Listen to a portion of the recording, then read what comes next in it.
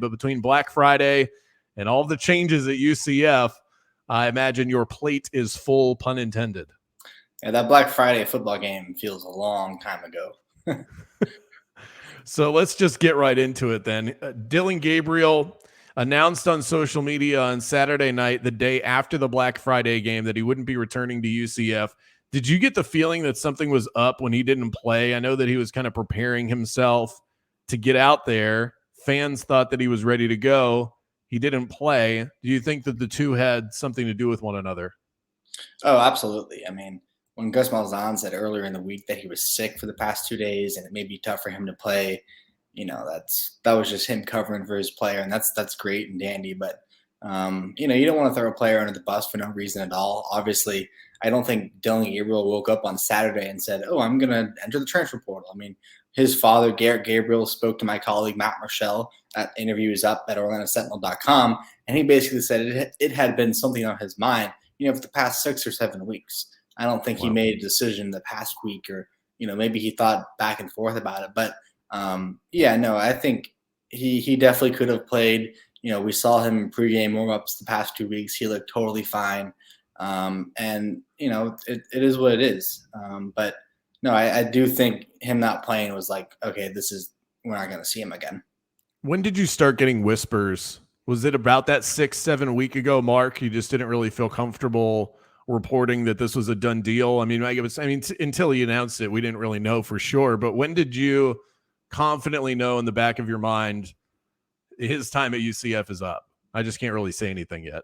Yeah, I think maybe not 6 or 7 weeks for me personally. Others maybe, but for me, it was about 3 weeks ago, 3 or 4 weeks ago. Really, someone messaged me and someone close to him messaged me, and it was something that at that point it was just they described it to me as considering.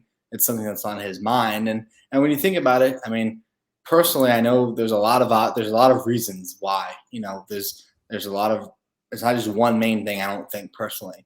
But from a football perspective, keeping things on the field, I don't think he's the perfect quarterback for Gus Malzahn's offense. I think he's, you look at Gus Malzahn's offense, and yes, it's hurry up, and yes, it's tempo, but it's obviously pretty different from previous Josh Heupel's offense, previous staff's offense, and yes, he was able to run the ball a little bit at more than we had ever seen him that first opening game. Which, if I think Black Friday feels so long ago, the Boise State season opener feels like years ago. Yeah, that's like a completely different season. Yeah, it feels like it for sure. But if you look at that, I mean, that was like the most we had seen Dillon run. And I just don't think he was really happy. And his dad told us that he's looking for an offense that suits him better. And UCF fans might be angry at me and say, oh, well, there's more involved with name, image, and likeness. And, maybe he was a little selfish at times. But at the same time, again, I just think, there's a lot more to it than just one thing or this thing or that thing. I think it's a combination of things. We've seen running quarterbacks have a lot of success in Gus Malzahn's offense. And if Dillon Gabriel views himself as strictly a pro-style quarterback and his aspirations are to make it to the NFL, then that kind of stuff does make sense. In your opinion, do you think Dillon Gabriel was a good fit for Gus Malzahn's offense? I think maybe they could have developed him more to fit into that offense a little bit better. But even when Dillon was available, you look at, yes, it's hurry up. Like I said, it's a fast-paced offense, but it's obviously not, 45-second drives by any means. I mean, yes, they can turn up the dial a little bit here and there, but at the same time, there were plenty of times when Dillon was still in the field that they would slow it down a little bit, run the ball a little bit, try to let him use his feet, maybe, slow it. It wasn't just tempo. It wasn't just, and look, I think that's great if that's what you want to try to do. And then there's ways to run an offense. There's obviously tons of ways to run offenses. And one of the, problems with going fast, not slowing down is your defense on the field for, a much longer time. And, there's a lot to be said about how this year went, but the defense obviously improved. And maybe that, little bit of a slower pace while still keeping pace and still taking shots downfield. The offense was limited because of Mikey Keene. You had a true freshman quarterback, and Jalen Robinson was hurt. We know all about those injuries they dealt with, but the defense definitely performed better because of that. It's amazing how quickly UCF fans have come off the top rope to absolutely hammer Dillon Gabriel after he's entered his name into the transfer portal.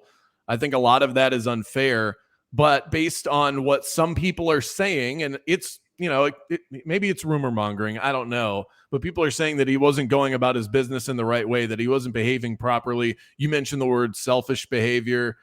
Is that something that you've been hearing about, that behind the scenes, Dillon Gabriel kind of had one foot out the door already and people kind of felt like he quit on them? Well, I won't go as far as saying he quit. I mean, that's not what I'm reporting or what I'm necessarily hearing. I'm obviously, you can just go to Dillon Gabriel's social media. When was the It's last time crazy. he tweeted about or Instagrammed about, hey, great team win, or hey, I love obviously the relationship, you go back to the 2018 championship game after Mackenzie Milton went down, he was helping Daryl Mack. I don't really see that. Obviously he was helping Mikey Keene, but not the same way it was before with Mackenzie Milton. So I think UCF fans see what Mackenzie did and their relationship, and once he went down, and you compare it to what happened with Dillon, and the name, image, and likeness stuff. Personally, this is just my own speculation. I felt like DG the brand was, a bit overboard. Obviously, I think it's great, and I'm happy a name, image, and likeness is out there, and it's working. It's wonders. You get to see cool stories all the time, like that player from Kansas who has a deal with Applebee's, and there's plenty of athletes out there who are donating their money back to good causes and not even using it for themselves, even though it is their name, image, and likeness. But you look at DG the brand and that social media. I don't think you have to necessarily hear things in behind the scenes to realize, hey, maybe this guy, he doesn't necessarily care about his teammates as much as we'd like him to think he does.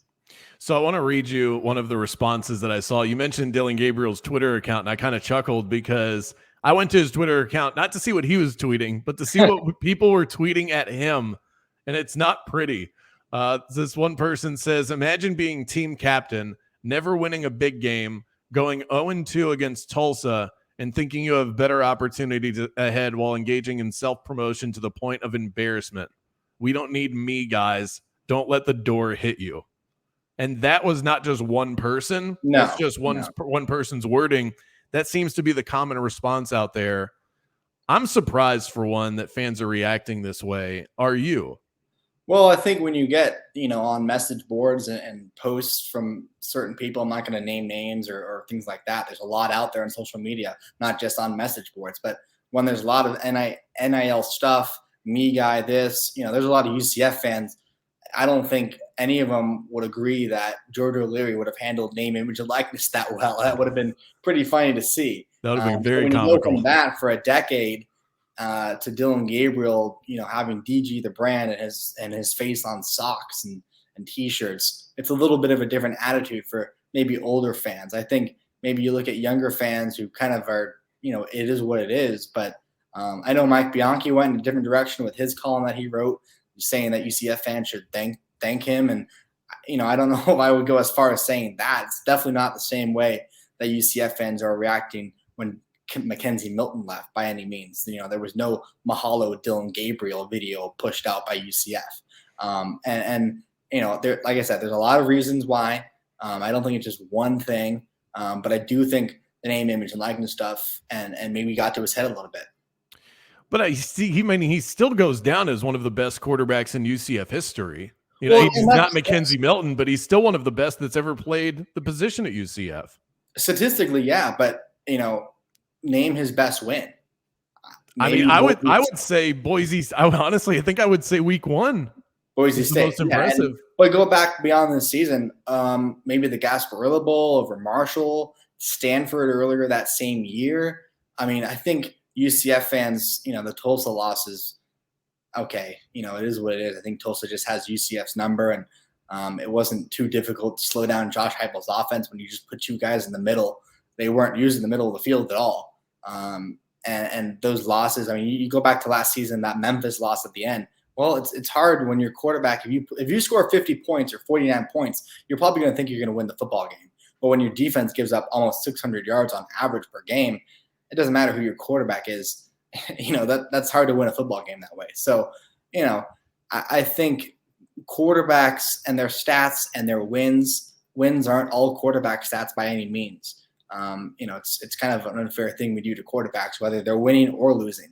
Obviously, if a quarterback throws an interception late, that's his fault. But there's so many things that go into winning a football game. It's more than just the quarterback for sure. Do you believe this in part could be just a personal challenge, a guy that wasn't heavily recruited to be a starter at a Power 5 level? I know he had some offers from schools like USC and Georgia. I don't know how serious those were, wanting to see if he can make that leap. Do you think that played a role in this for Dillon? Yeah, I think that's definitely part of it for sure. I think that's what his dad kind of hinted at. I think, he's ready for that next big stage. Now UCF fans are probably saying, well, we are a big stage. What are you talking about? And that's, obviously UCF's head to the Big 12. They're not in the Big 12 next year. And I think the other thing is, yes, there are a lot of UCF fans saying, thank God he's out of this locker room. He was their best quarterback. I wouldn't be surprised at all. Maybe you'll ask about this later, if they go after a quarterback in the transfer portal. But, just because Mikey Keene did, in fact, improve each game, he's nothing incredible. Obviously, Mackenzie Milton made an incredible jump from year 1 to year 2, and Mikey can do that as well. But, for Dillon, what he wants to do, what he wants to accomplish, making it into the NFL, you can point towards UCF getting Blake Bortles to the NFL and things like that. I think he's just wanting something fresh and something new. Well, I do want to get to that part of what UCF does next. But right before we get to that, I want to talk about where Dillon Gabriel goes next, because that's still another piece of this puzzle that we haven't quite figured out yet. The Jeff Lebby connection at Ole Miss, certainly a possibility. The Josh Heupel connection at Tennessee is a possibility, even though it looks like Josh has a pretty good quarterback on his hands. I've made the connection just off common sense of FSU, even though they're not quite where I'm thinking Dillon Gabriel would want to be as far as the totality of a team. But Mackenzie Milton, if KZ liked his spot with the Seminoles, he could go back and kind of sell it to Dillon Gabriel. I know that those two are close. So that's certainly a possibility, and that is the, quote, big stage. What are you seeing? What do you think makes the most sense for him? Is there a school out there that hasn't been mentioned that you think could be a sleeper in all of this? Well, I think, I don't know necessarily USC, Lincoln Riley, which is crazy to say together, by the way. But, going out to the West Coast, I think is a real possibility for him. He is obviously from Hawaii and playing the Pac-12 is something that maybe he wants. But at the same time, I think a reunion with Josh Heupel is a lot more likely than people think it is. I haven't heard necessarily, I'm not reporting that, but just from, common sense. And yes, I know the way Josh left, he wasn't happy with that. He obviously made it clear on social media at the time that he wanted to hire he wanted UCF to hire Jeff Lebby. So that relationship's strong.